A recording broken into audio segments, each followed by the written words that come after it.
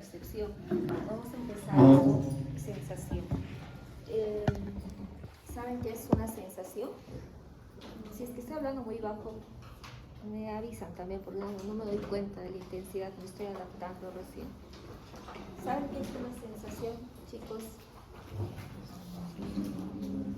La percepción de un estímulo. ¿Qué es una sensación? Es algo que tu cuerpo puede sentir, o sea, puede... Sí, es algo que yo puedo sentir, exactamente. Pero ¿qué más es una sensación? Toda la información. Acordémonos, jóvenes, ¿tienen un plumón de pizarra? Por favor, que alguien tenga algún plumón.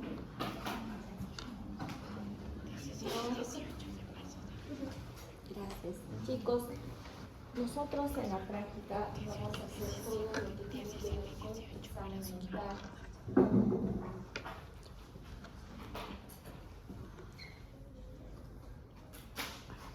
Entonces, cuando nosotros vemos a un paciente en el hospital o en la consulta, ¿qué es lo primero que vemos? ¿Qué vemos? ¿Perdón? ¿Qué dijiste recién? Leptoscopía, o sea, ¿cómo Ya, se ve ¿qué el vemos? paciente? ¿Y ahí qué se ve? Hábito constitucional, fases, dispositivos agregados, ¿Cómo ingresa? edad Lo aparente. primero que vemos cuando veamos a un paciente que está entrando a la consulta es como cuando viene alguien, entra alguien, digamos que entra una chica o un chico, ¿qué le van a ver? La marcha. Ah, la marca, ¿qué más? La fascia. La fase, ¿qué más? Es su constitución somatológica. En realidad no vemos eso. Todo entra por nosotros.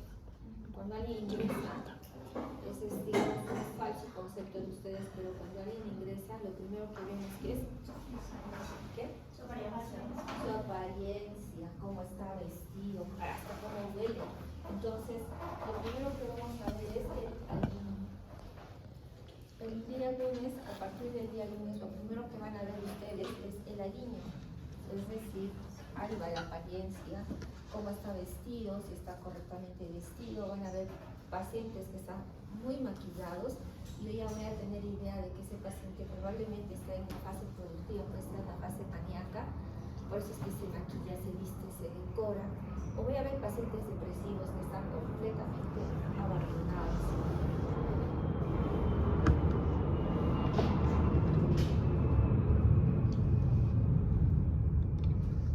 ¿Ya? Entonces voy a ver a pacientes que están en estados depresivos, abandonados, malolientos, no se quieren peinar, no tienen ganas de levantarse de la cama. Entonces lo que voy a ver es el aliño. Lo segundo, ¿qué voy a ver? Lo hemos hecho en la clase pasada. ¿Qué? Parte de la conciencia. ¿Y qué teníamos que ver? Estado de conciencia. Orientación. ¿En qué? Tiempo, espacio y persona. Y además, ese es en relación a la conciencia del yo, pero a la conciencia del entorno, ¿qué cosa voy a ver? Si hay conciencia de realidad, anoten por favor, porque eso van a hacer ustedes en sus fichas. Y si hay conciencia de qué? De enfermedad.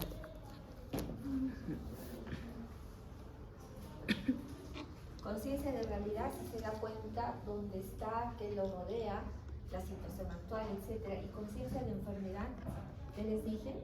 3 cosas para conciencia de enfermedad: conocimiento de sus síntomas, signos y síntomas, que haga controles médicos y que tome la medicación, adherencia farmacológica.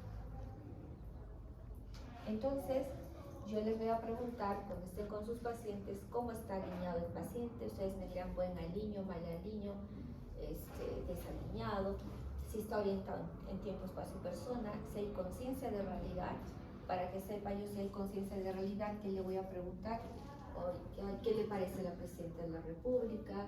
¿Y qué le parece las lluvias en esta época del año? ¿No? Si hay conciencia de enfermedad, si conoce sus síntomas, si hace controles, pues se hace adherencia al tratamiento. Luego, y hemos visto sueños, ¿no es cierto? ¿Qué le van a preguntar en sueño? si duerme o no duerme bien. Tienen el índice de calidad de Pittsburgh, pues lo pueden aplicar a sus pacientes. Pero ¿qué le voy a preguntar? Si hay problemas de sueño, tengo que ver si el insomnio es inicial, de mantenimiento o terminal, ¿no es cierto? Y de acuerdo al tiempo voy pidiendo si es leve, si es moderado o severo. Entonces, chicos, todo esto ustedes, por eso les decía que en realidad no hemos perdido la clase, porque esto es lo que ustedes ya tienen que empezar a esbozar en sus pacientes. Desde el aliño, orientación, conciencia y sueño. Y hoy vamos a trabajar con atención, sensación y percepción. Vamos a empezar por la sensación. Entonces, ojo por favor, porque mi obligación es prepararlos para la clase del 10º con el doctor Virto. Entonces, cuando hablamos de sensación, primero acuérdense de conciencia. ¿Qué era conciencia? Conocimiento de ti misma y de tu entorno. Exacto. ¿Y cómo yo conozco? ¿Cómo hago conciencia de toda esa información? Por ejemplo, de afuera, del mundo externo. ¿A través de qué? De los sentidos. ¿Cómo llega la información a mis sentidos? ¿Cómo? A través de las sensaciones. Entonces, chicos, toda la información que está en el medio, toda la información va a ingresar a mi cerebro a través de los sentidos. Pero ¿cómo? Habrá información de qué tipo: visual, auditiva, táctil, ¿qué más? Gustativa, ¿qué más? Olfativa. Toda la información sensorial, ¿no? Toda la información sensorial ingresa a través de los sentidos. Toda esa información ingresa a través de estímulos que va a actuar sobre los receptores de los sentidos. Luego esa información se va a convertir en impulsos nerviosos que van a viajar hasta el cerebro. Todo ese proceso es inconsciente, anótenlo. Entonces la sensación o las sensaciones son procesos que tienen que ver con la captación de los estímulos, la transformación de ese estímulo en impulso nervioso y que ese impulso nervioso viaje hasta el cerebro. Todo ese proceso inconsciente se llama sensación, ¿ya?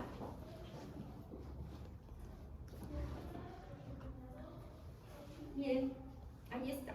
Dice, cuando olemos un perfume experimentamos una sensación o una percepción. ¿Qué creen ustedes? ¿Es una sensación o es una percepción? Es una sensopercepción. Ahorita vamos a ver, porque solamente el hecho de que el estímulo esté entrando, yo tengo un perfume, lo estoy oliendo, obviamente eso pasa en milisegundos, y que yo me haga consciente de que estoy oliendo algo diferente, o sea, hasta que la información llega a mi cerebro es sensación, pero cuando la información se hace consciente, cuando esa información llega a mi tálamo, del tálamo corteza de asociación a la corteza prefrontal y se hace consciente, recién se convierte en percepción. ¿Han entendido? Sí. Por favor, ya les he dicho que es difícil para mí, pero estoy haciendo un esfuerzo. Entonces, entra la información por los sentidos, es captada por los estímulos, se convierte en impulso nervioso, viaja hasta el cerebro, tálamo, centro de relevo, ¿no? Hasta eso es inconsciente. Todo eso se llama sensación. Una vez que llega a la corteza prefrontal y en la corteza prefrontal, junto con los recuerdos que yo tengo, la memoria que yo tengo, entonces se genera una información, se hace consciente, eso ya se llama percepción. Todo el proceso se llama sensopercepción. Entonces, el que yo sienta, por ejemplo, un olor, un perfume, tiene que ver tanto la sensación como la percepción, porque frente a eso yo voy a dar una respuesta. Si el perfume me gusta, qué rico. Si el perfume no me gusta, lo hago de lado. Estoy elaborando una respuesta. Todo ese proceso se llama sensopercepción. ¿Preguntas? ¿Lo han entendido? ¿Sí? Sí. Está claro. Entonces, chicos, hay un proceso ascendente y un proceso descendente, que es lo que les decía. Sensación está entrando, en este caso, un estímulo visual, está entrando a través de dónde, cuál es nuestro receptor acá, la vista. Proteínas retinianas, eso es un proceso que es ascendente, ¿no? Está llevando la información hacia el tálamo centro de relevo, corteza de sensación, lo va a llevar a la corteza prefrontal. Allí es donde se convierte en consciente. Recién en ese momento, esa sensación que se convierte en consciente, o sea, me doy cuenta de lo que estoy percibiendo, se llama percepción. Una vez que me doy cuenta de lo que estoy percibiendo, voy a elaborar una respuesta, ¿no? Pues todo el proceso se llama sensopercepción. Lo primero se llama procesamiento ascendente, porque está yendo la información a la corteza. Procesamiento descendente, una vez que la información se hace consciente en la corteza prefrontal y elabora una respuesta, el proceso se llama descendente. ¿Ya? ¿Claro? Entonces, otra vez, se habla de sensación cuando un estímulo actúa sobre un receptor y es capaz de excitarlo, provocar una reacción de transmisión hacia un centro integrador, cerebro. Todos los receptores responden según la ley de todo nada, lo que les he explicado, ¿no? Estímulo, receptor, impulso nervioso, cerebro. Hasta eso no es consciente. ¿Cómo se llama? Sensación. Pregunta de examen. Sensación. Entonces, veo una casa, veo un árbol, esa información va a la vista, impulso nervioso, ese cerebro. ¿Cómo se llama el proceso? Sensación. ¿Ya? Aquí está explicado en el diagrama: estímulo, órgano receptor, transmisión, cerebro, sensación.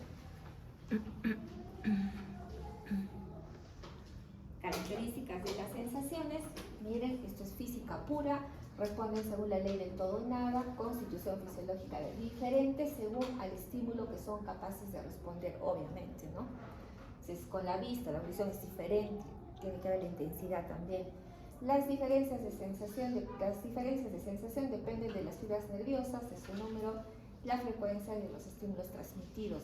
Sí, no sé, mucha luz, obviamente me va a cegar, mi respuesta va a ser diferente, la sensación es diferente, la intensidad es diferente. Miren, diferentes tipos de sensaciones según el tipo de receptor. Todos nuestros receptores y todo el tipo de sensaciones que se producen, ¿no? Desde la retina, las transmisiones nerviosas, los receptores que están a nivel del tacto, o sea, esa es cultura que ustedes ya lo han visto en fisiología. Bien, percepción, lo que ya les había explicado, el acto de toma de conciencia, o sea, cuando yo me hago consciente de la información que están recibiendo mis sentidos, eso ya es percepción, ¿ya? Entonces, cuando yo me hago consciente de lo que he recibido, recién a ese proceso yo lo voy a denominar percepción. ¿Dónde se hace consciente una sensación? La corteza prefrontal. Corteza prefrontal, ¿ya? Corteza prefrontal. Entonces, acto de toma de conocimiento de datos sensoriales del mundo que nos rodea y lo que acontece en el mundo interior. Ojo, porque una vez que la información también está ya en la corteza prefrontal y me hago consciente, por ejemplo, no sé a ustedes, pero a mí hay sabores que me hacen recordar a la infancia, no sé si les pasa a ustedes. Hay olores que me hacen recordar a mi madre, no sé si a ustedes les pasan, ¿no? Entonces, puede hacer que yo sienta un olor. Ese proceso, esa sensación me va a generar una percepción. Pero una vez que esté en la corteza prefrontal, no solamente me hago consciente de lo que estoy percibiendo, sino que también lo voy a asociar con la memoria, con el recuerdo que yo tengo de una experiencia previa. ¿Han entendido? Y eso me va a generar otro tipo de percepción, que son percepciones internas, que tienen que ver con el recuerdo, con la memoria, con las emociones. ¿Han entendido? Sí. ¿Ya? Entonces, no sé, yo perdí a mi papá cuando era pequeña, tenía 15 años. Cuando mi papá falleció, fue de un momento a otro, me causó una sensación terrible y una percepción tan peor, más caótica. Pero a mi papá, a alguien le puso un perfume, no sé, no concentrado de Dior. Me acuerdo mucho porque conozco la botella, pero cada vez que yo veo esa botella, no solamente me acuerdo, ¿no?, de mi papá, sino me genera muchas emociones de ese momento, o sea, recuerdo, evoco. Entonces, no solamente tiene que ver con lo que yo estoy percibiendo del mundo de afuera, sino también con lo que puedo percibir del mundo interno. ¿Ya?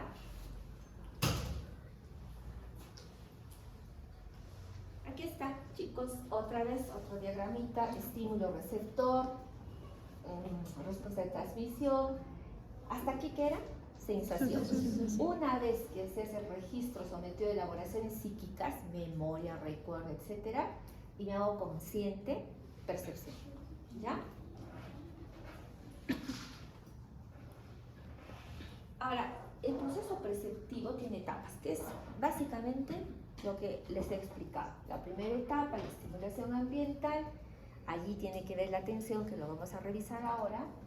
La estimulación sensorial con los órganos de los sentidos. La segunda etapa, tercera etapa, el procesamiento neuronal. Cuarta etapa, percepción. Quinta etapa, el reconocimiento, porque una vez que me hago consciente, entra en juego la memoria, el recuerdo, los reconocimientos, la quinta etapa. Y la sexta etapa, la respuesta, ¿no? La respuesta que yo voy a dar a esa percepción. Por ejemplo, nunca han probado, no sé, algún plato exótico, o están estudiando y alguien les da un caramelo ácido, lo prueban y automáticamente hacen todo el proceso de senso-percepción y van a emitir una respuesta, ¿no? Si es que es una cosa de ser, ¿no? O si es algo que no quieren ver, se apartan. Siempre el proceso perceptivo tiene estas 6 etapas, ¿ya? Estimulación sensorial, procesamiento neuronal, percepción, reconocimiento y respuesta.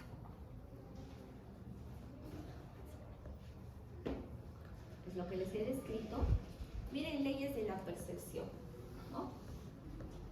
¿Se acuerdan de que el todo es más que la suma de sus partes? Lo hemos visto, ¿no es cierto? Igual miren este cuadro del medio, es un paisaje, el cielo, los árboles, el campo. Esto es más que si yo veo solamente el cielo o que si solamente veo mi campo. Es una de las leyes de la percepción.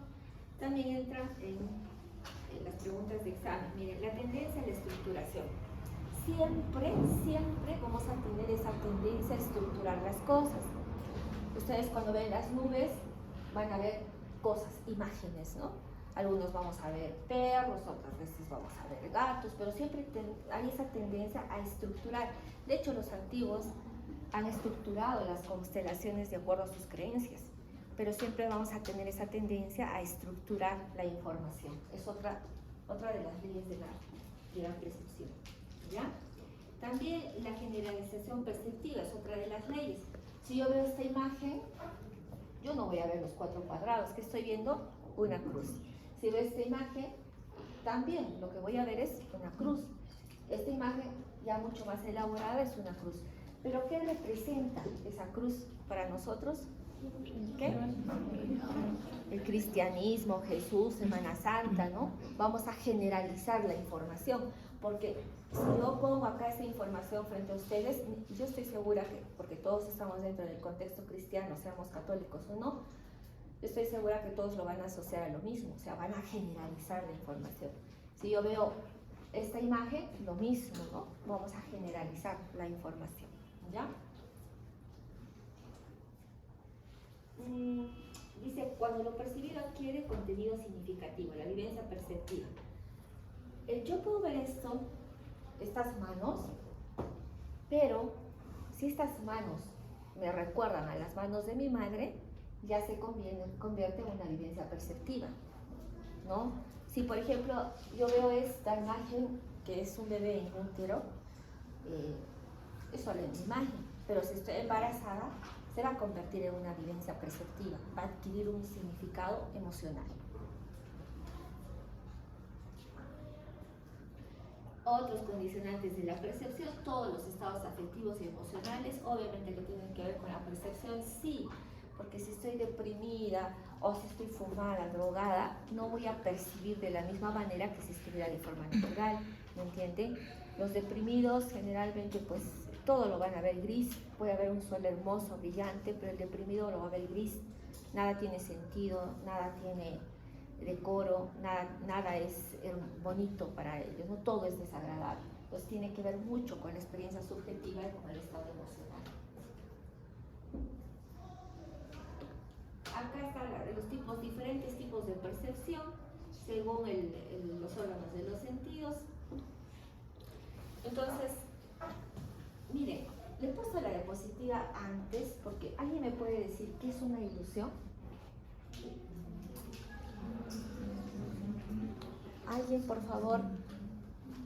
¿Por qué cuando, a ver,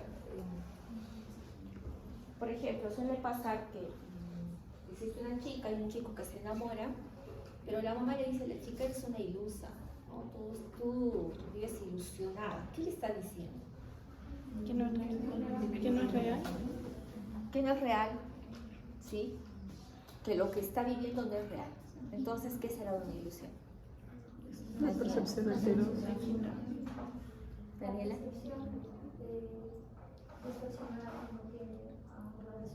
Sí, una percepción.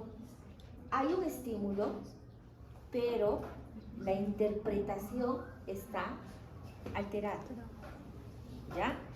Hay estímulo, pero la interpretación está alterada. Por ejemplo, si alguien llama, yo salgo, es mi hija. Salgo, abro la puerta, pero no es mi hija. Es la voz de una chica, pero no es mi hija. Hay un estímulo, pero la interpretación está equivocada, está errada. Eso es una ilusión. ¿Ya? Entonces, en una ilusión hay ilusiones de acuerdo a los órganos de los sentidos. Hay diferentes tipos de ilusiones. Por ejemplo, por ahí tengo una disgeusia y me da un caramelo, hay estímulo. Yo tengo el caramelo en la boca, pero el caramelo me sabe a, no sé, a pescado, ¿no? Entonces, hay un estímulo, pero la interpretación de ese estímulo está errada por alguna alteración a nivel sensorial, ¿ya? Esa es una ilusión. Por ejemplo, ¿qué ven ustedes acá? ¿Cuál es más largo? Miren en la figura, ¿cuál de las dos líneas verticales es más grande? Son iguales, pero es una ilusión ¿de qué tipo? Óptica. Estas son ilusiones ópticas. Hay estímulo, pero mi cerebro está interpretando de manera equivocada, porque aparentemente esta es más grande que esta, ¿no es cierto? ¿Qué pasa acá? ¿Cuál de las dos líneas horizontales es más grande? Son exactamente iguales, pero mi cerebro está interpretando que la de abajo es más grande que la de arriba. Lo mismo en la figura C. Lo mismo en la figura D. ¿Cuál de los dos círculos es más grande? ¿Este o este? ¿No? Son ilusiones. Hay estímulo, pero la interpretación es diferente. Muy bien. Entonces, las ilusiones son fisiológicas, sí. O sea, sí, no, por eso es que nos podemos ilusionar. Entonces las mamás cuando dicen, no, mira, que si no te conviene, eres una ilusa, probablemente tengan razón, ¿no? Nos estamos ilusionando. Con la experiencia que ellas tienen, pues siempre tienden a ser más objetivas, a ver otras cosas que nosotros no. Entonces, ¿qué pasa con las alucinaciones? En las alucinaciones, ¿qué sucede? ¿Alguien tiene alguna idea?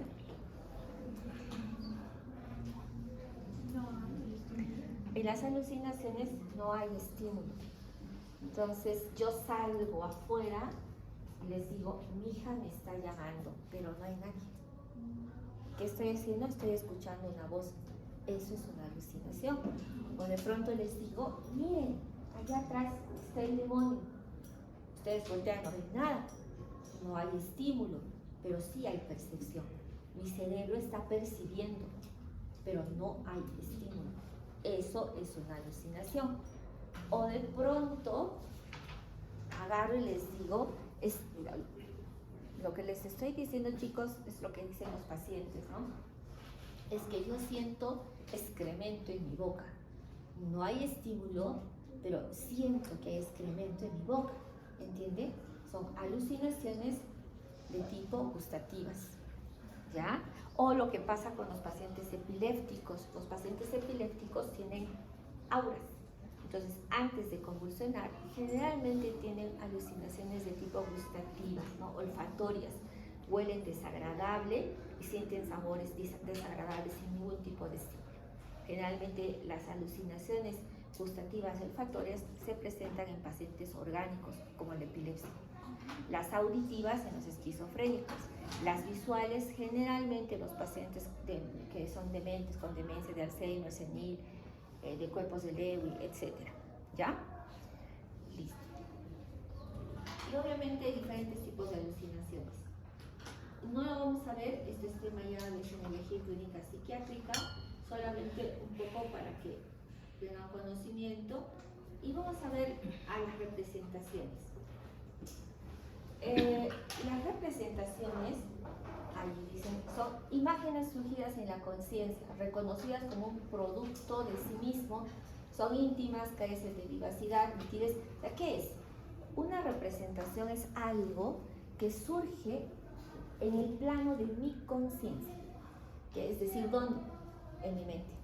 La conciencia es conocimiento, estoy despierto, estoy atento, pero surge solamente en el plano de mi mente, no va más allá, no es como una alucinación, ¿ya? Entonces, ¿qué serán las alucinaciones y las ilusiones? Son alteraciones ¿de qué? De la sensopercepción.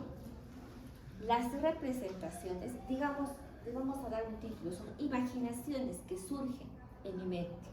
Para que ustedes lo entiendan, ese no es el concepto, pero quiero que ustedes entiendan qué es una representación. Son imágenes, situaciones que surgen solamente en mi mente, están en mi mente, ¿ya? Esas son las representaciones.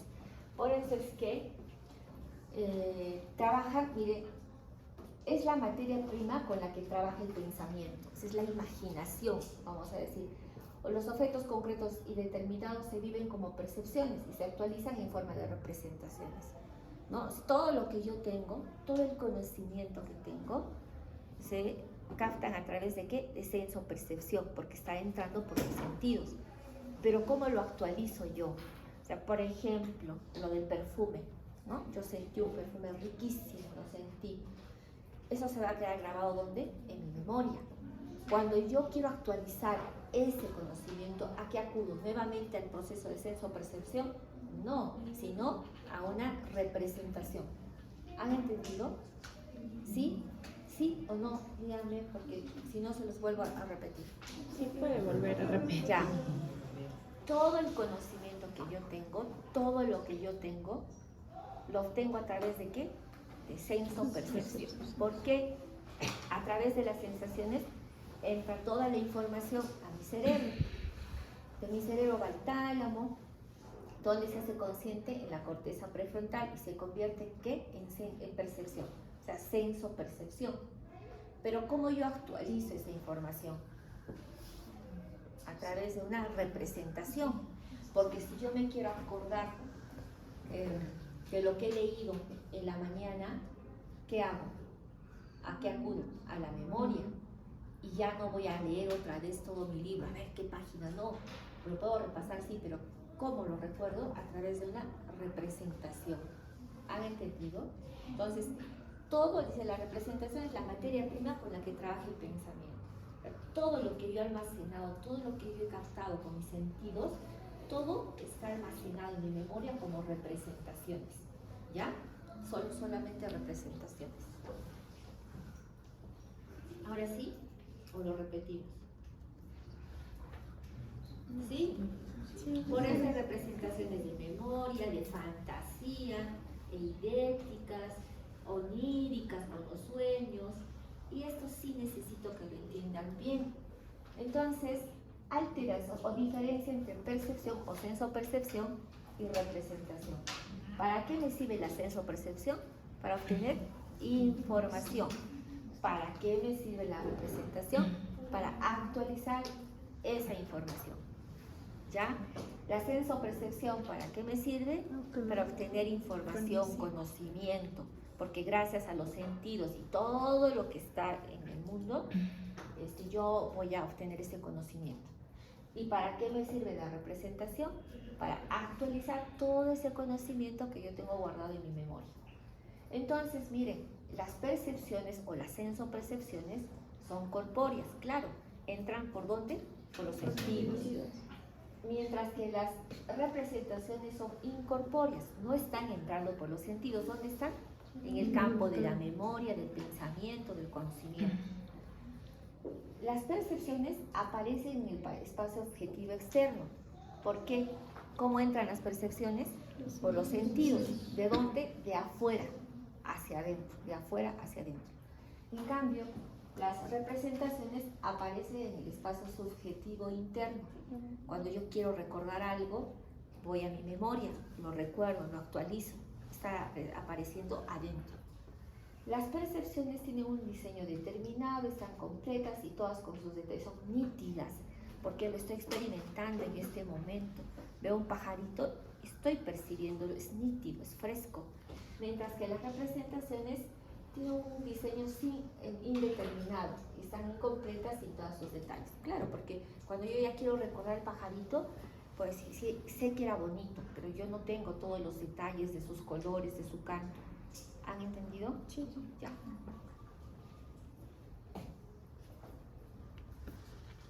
Y dice, diferencia entre percepción y representación. Las dos diapositivas, la anterior y estas son preguntas de examen. Percepciones, dice. Los elementos de la sensación tienen frescura sensorial, lo que les he dicho, son frescos. Está seguido, ¿no? Las representaciones no tienen la frescura sensorial de los elementos de las sensaciones. Sean constantes y pueden ser retenidas fácilmente de la misma manera. Está entrando continuamente, ¿no? Estoy reteniéndolo.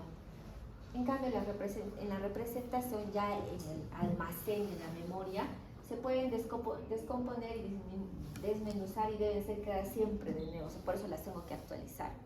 Tengo que actualizar ese conocimiento. Son independientes de la voluntad, no pueden ser suscitadas hereditariamente y no pueden ser alteradas. Son admitidas como un sentimiento de pasividad. Claro, porque yo no voy por el mundo diciendo esto voy a percibir, esto estoy percibiendo todo el tiempo. ¿Ya? En cambio, estas son dependientes de la voluntad. O sea, cuando yo quiero recordar algo, que voy a la memoria y lo voy a evocar. ¿Ya? Entonces, chicos, hay alteraciones de las sensopercepciones y hay alteraciones de las representaciones. Las alteraciones de las percepciones, ¿cuáles eran? Ilusiones y alucinaciones. Pregunta de examen. Las alteraciones de las representaciones, ¿cuáles eran? Las pseudo-alucinaciones. ¿Ya? Alteraciones de la sensopercepción, ilusiones y alucinaciones. Alteraciones de la representación, pseudo-alucinaciones. ¿Cuál es la diferencia entonces? Aquí vamos. Entonces, alucinaciones verdaderas y pseudo-alucinaciones. ¿Cuál será la diferencia? Paciente esquizofrénico de 40, paciente psicótico de 40 años, lo vamos a ver en el hospital, se llama Frank Luis. Es un paciente que de un momento a otro ingresado al hospital, ha llevado una vida casi normal durante todo este tiempo, tenía dolor de cabeza, cefalea intensa. Lo han visto los neurólogos, yo pedí la interconsulta a neurología, y neurología me dijo, le hicieron placas de tomografía, me dijo, no tiene nada, es funcional, es psicótico. Está en el hospital y de un momento a otro el paciente entra en unos cuadros de despersonalización, ha intentado ahorcarse 4 veces en el hospital. La última la enfermera estaba pasando el turno y tomó vuelo y impactó su cabeza contra el cemento, contra la pared de cemento, así, ¿no? Y este paciente, cuando estaba más calmado, le digo, ¿qué está pasando, Frank? Dime, ¿qué sientes? Y él agarra y me dice, yo escucho una voz que me dice, mátate. ¿Es una alucinación o es una pseudoalucinación?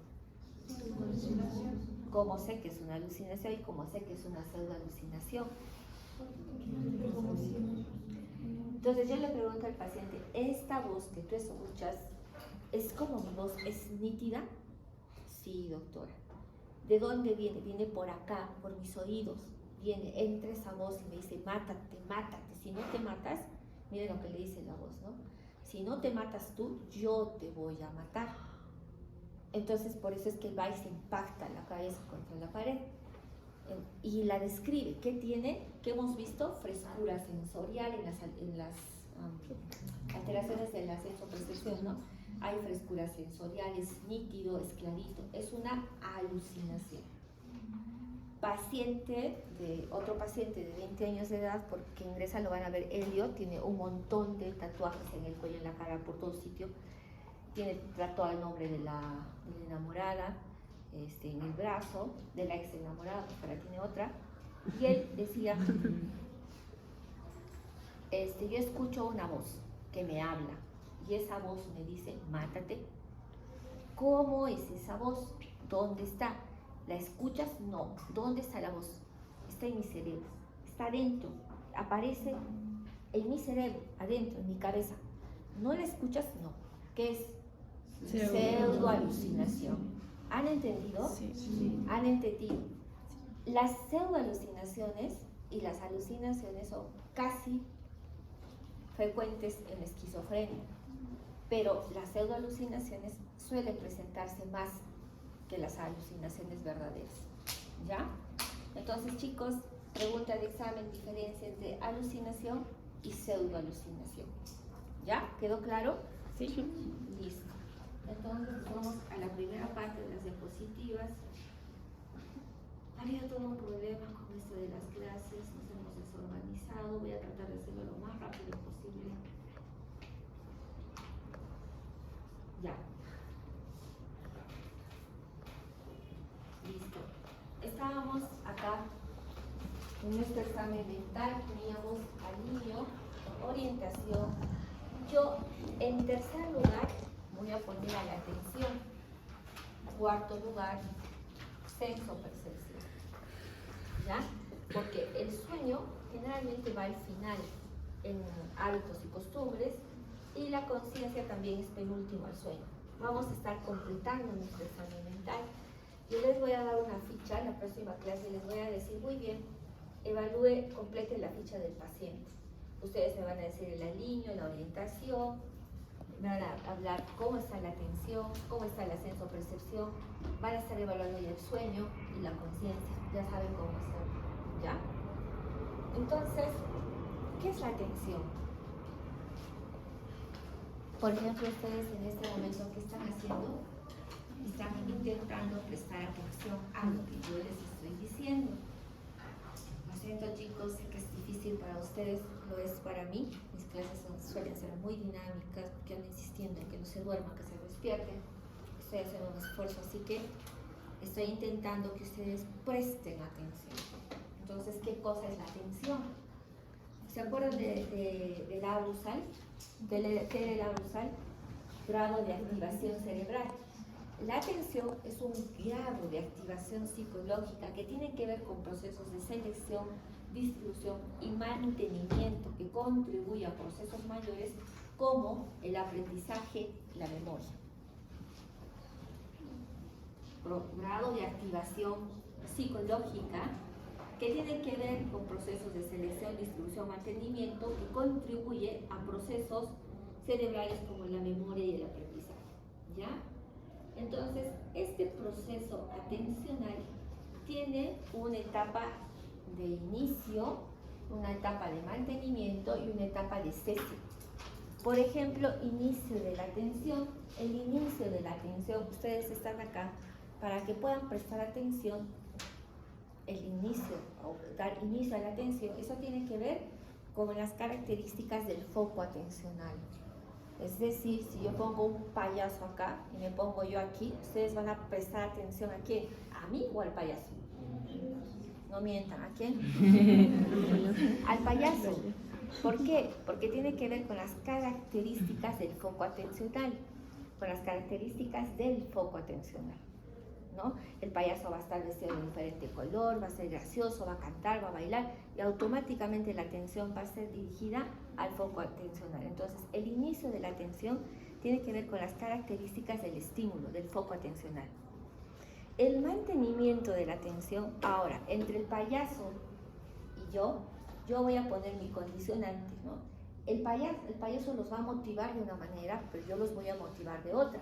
Yo les voy a decir, si no me prestan atención, están jalados. ¿Qué van a hacer ustedes? ¿Van a prestar atención al payaso o a mí? A ustedes.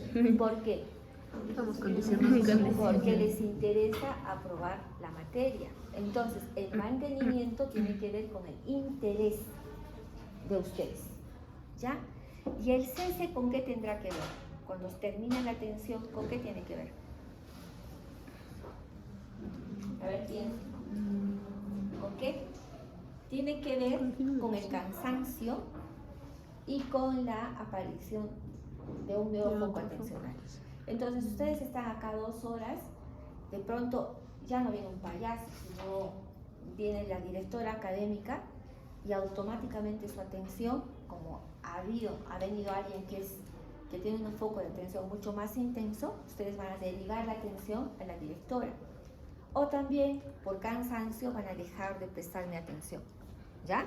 Entonces, el proceso atencional tiene 3 etapas. Inicio, que tiene que ver con el foco atencional, con las características del foco atencional, mantenimiento con el interés que prestamos y el cese con la aparición de un nuevo foco atencional o con el cansancio.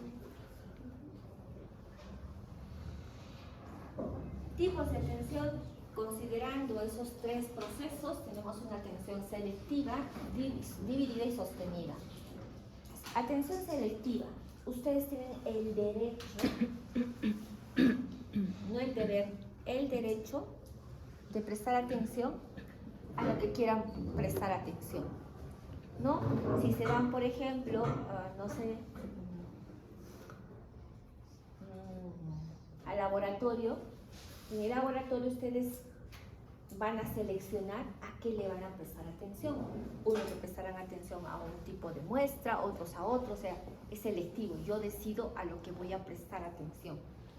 Es dividida, puede haber una atención dividida, por ejemplo, cuando tienen que hacer varias cosas a la vez. Por ejemplo, están bañándose y están escuchando música. O de pronto están cocinando, están escuchando música, como lo que hacemos las mamás, ¿no? Varias cosas al mismo tiempo. Entonces, estoy escuchando música, estoy cocinando, estoy planchando, estoy arreglando mi casa, estoy haciendo un montón de cosas. La atención está dividida. Y finalmente, la atención sostenida, y eso tiene que ver con lo que les había dicho antes, ¿no? Con cuando necesitamos una atención sostenida, cuando existe una presión de por medio, que a mí me indica que yo tengo que mantener esa capacidad de atención y concentración en una determinada tarea. Por ejemplo, lo que ustedes hacen cuando tienen que estudiar. Tienen que prestar atención a su estudio, a estudiar, a estar leyendo todo el tiempo.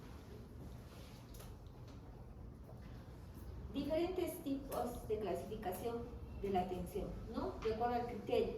Miren, cuando el objeto va al que va dirigida la atención, externa o interna. Externa,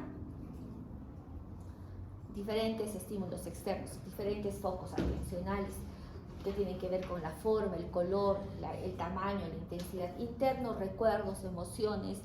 No sé, pues estoy aquí en clase y de pronto, no sé, me acuerdo de mi amiga, ¿no? Mis emociones, mis recuerdos. La modalidad sensorial tiene que ver con todos los órganos de los sentidos, visual, auditiva, táctil. La amplitud, la intensidad con la que se atiende, miren, una atención global y selectiva. Por ejemplo, les doy un artículo de revisión, ustedes tienen que abstraer la información de todo el artículo, prestar atención a todo el artículo para resumir. Selectivo, si yo les digo, de este artículo solamente quiero que me hablen de este ítem, solamente van a dirigir la atención a este ítem.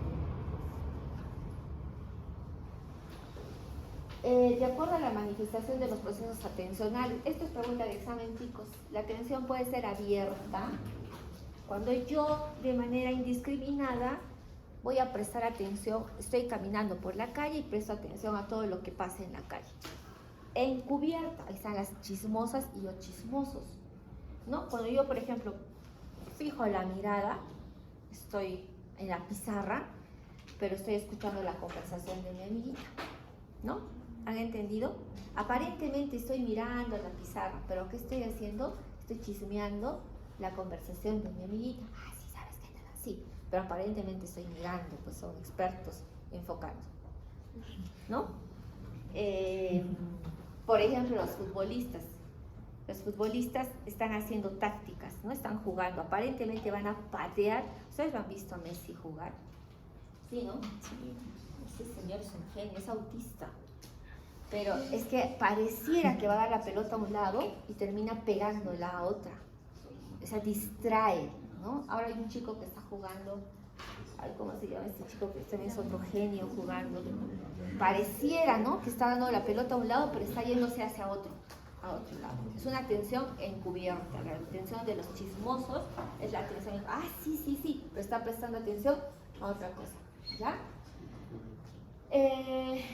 Y de acuerdo al grado de control voluntario e involuntario. Voluntario cuando yo lo puedo controlar, involuntario cuando de por sí camino por la calle y sin darme cuenta ya le estoy prestando atención a otra cosa, ¿no?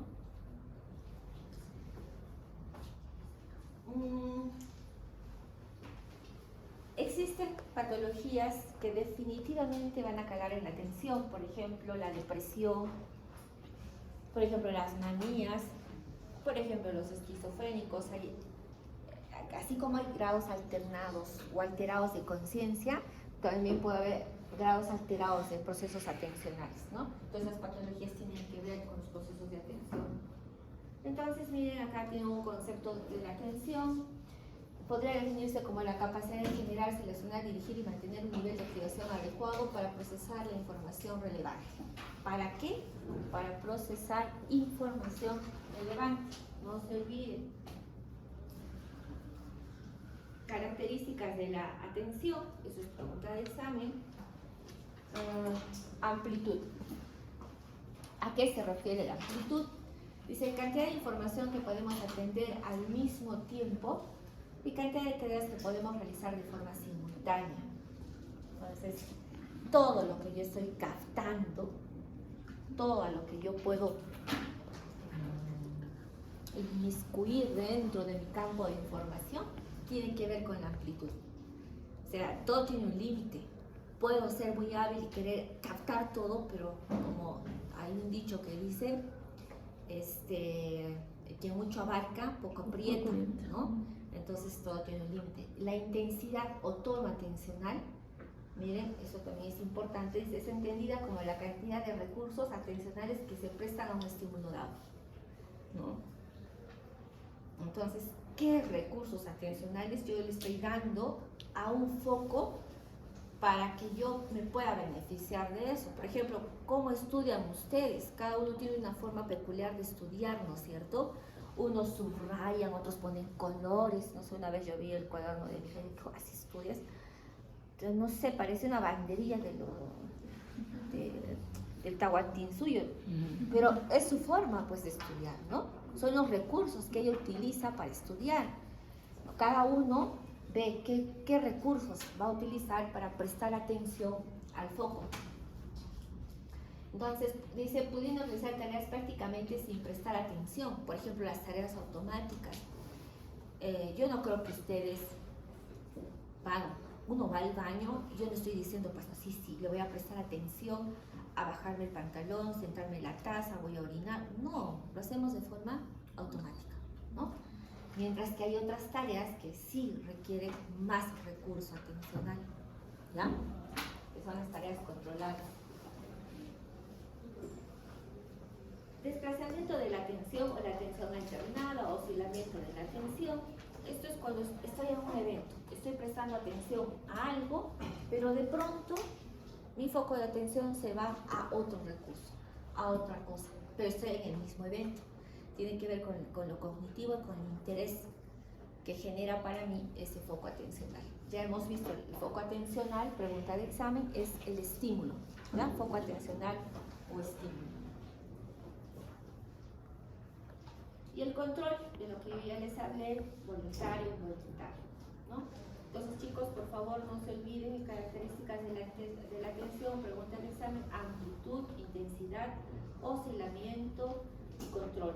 No se olviden que foco atencional o estímulo es lo mismo. Ya hemos visto los tipos de atención, ya se los he descrito, interna, externa, abierta, encubierta, selectiva, dividida, sostenida, visual, auditiva, etc., ¿no?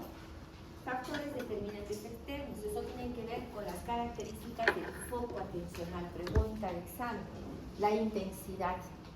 Cuanto más intenso es el foco, más atención le voy a prestar. El tamaño, cuanto más grande, más atención le voy a prestar. El movimiento, lo que más se mueve, me va a generar más atención. La novedad, ¿no? Lo novedoso me va a generar a que yo derive mi foco atencional. El cambio también, porque si todo es más de lo mismo, cambiamos y mi atención se va a derivar, ¿ya? El color, el contraste, la carga emocional son características del foco atencional. Los factores internos, los que más dependen de mí, ¿no? Del observador, los intereses, si me interesa o no la información, las emociones tienen mucho que ver, el esfuerzo requerido para hacer la tarea. Miren los estados orgánicos. Esos procesos, esos estados orgánicos, pregunta de examen es muy importante, ustedes lo tienen que considerar, porque si yo veo un paciente que tiene fiebre, que tiene tos, que tiene anemia, que tiene sed o que tiene hambre, no le voy a decir, pues señor, le voy a hacer su test de calidad de sueño de Pittsburgh, ¿no? No. ¿Por qué? Porque obviamente ese paciente no va a prestar atención. Entonces, estos estados orgánicos son muy importantes a la hora de evaluar al paciente. Y obviamente el curso de pensamiento también. Miren, en la psicopatología, esto es un vistazo, vamos a tener aprosexias, cuando no se puede prestar atención, hipoprosexia, cuando se disminuye la capacidad de prestar atención, pseudoprosexia o desviada la atención, paraprosexia o presto atención a otras cosas, y la hiperprosexia cuando veo una cosa, veo otra cosa y le quiero prestar atención a muchas cosas, como ¿qué pasa? ¿En qué patología pasa eso? TDAH.